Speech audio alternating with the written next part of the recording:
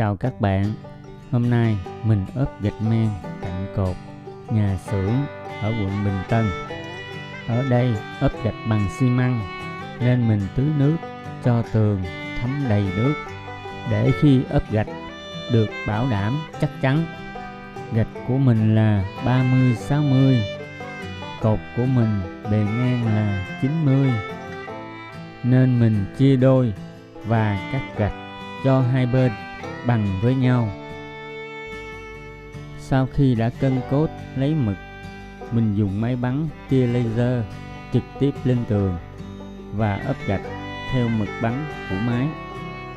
Khi ốp gạch, mình dùng thước bảng cặp cho mặt gạch được phẳng và thẳng và để ron khoảng 1,5 ly đến 2 ly để khi chất keo sẽ dễ bám vào kính các góc của gạch. Khi ốp gạch cạnh liếp giáp với tường, mình cặp ke cho vuông góc với tường. Và sau đây là quá trình mình ốp gạch men nhà xưởng ở quận Bình Tân.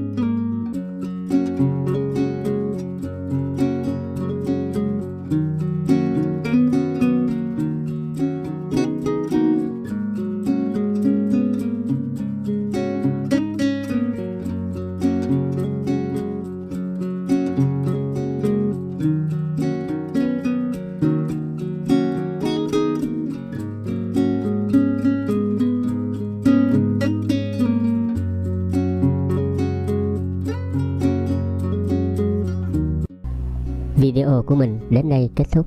Hẹn gặp lại các bạn trong những video sau.